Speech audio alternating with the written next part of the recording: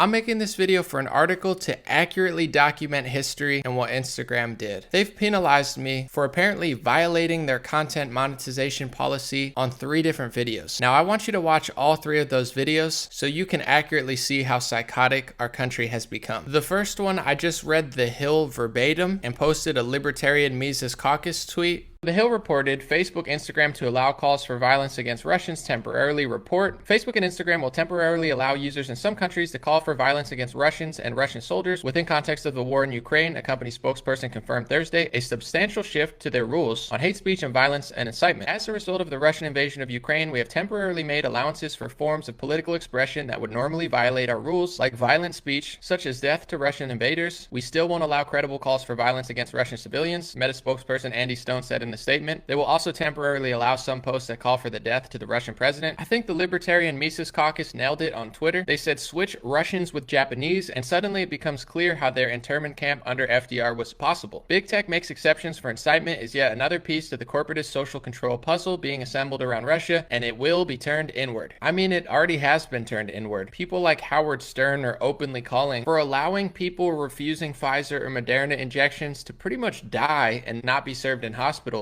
The second one, I showed mainstream articles and quoted the Wall Street Journal. Dozens of American corporations and tech companies are stopping business with Russia. The most interesting, reported by Wall Street Journal, cut off by Visa and MasterCard, Russian banks said they will turn to China's UnionPay. It shows Russia may increasingly rely on China as it gets isolated by the West. Interesting strategy by American corporations. Let's lose power and lose customers, hand an area with over 100 million people in it to a Chinese company. Sounds pretty stupid to me, but what do I know? What do you think? Is this a good idea from American companies or will it backfire? The third violation was me talking about a nuclear story. I simply read a tweet from the Minister of Foreign Affairs in Ukraine, pointed out a viral story on Twitter, and then followed up with an Associated Press AP article and a US State Department message from a verified mainstream media journalist, and somehow that was enough to get a violation. Ukraine's Minister of Foreign Affairs tweeted, Russian army is firing from all sides upon Zaporizhzhia NPP, the largest nuclear power plant in Europe. Fire has already broke out. If it blows up, it will be 10 times larger than Chernobyl. Russians must immediately cease the fire, allow firefighters establish a security zone. This story went viral, shared by Brian Tyler Cohen, saying that there was elevated radiation levels, according to AP, which contradicts an AP follow-up, talking about Zelensky feared explosion that would be the end for everyone, the end for Europe, the evacuation of Europe. And at the bottom, the International Atomic Energy Agency said the fire had not affected essential equipment and that Ukraine's nuclear regulator reported no change in radiation levels, contradicting the viral story. And CNN's reporter said that the State Department sent out an urgent message to all U.S. embassies in Europe telling them not to retweet the below tweet from the U.S. Embassy in Kyiv. If you have retweeted it, unretweet it ASAP, referring to this tweet that says it's a war crime to attack a nuclear power plant. Putin's shelling of Europe's largest nuclear power plant takes his reign of terror one step further. Zelensky's begging for a no-fly zone, but NATO is saying no. What's going on? I'm not making this video to complain. I know how psychotic, evil, Orwellian, dishonest, hypocritical, and malicious these tech networks are. I know they don't care about the truth. I know they don't care that they're punishing someone who did a better job than most mainstream media. I just want people to be able to see it. I'm writing an article, so I wanted to condense it all together. I want you to see it. And since they're trying to rewrite history, lie about everything, and push propaganda to the masses, I at least want to have this video to accurately document what happened, what they punished me for, and I highly doubt they punished any mainstream media for pushing fake versions of the true story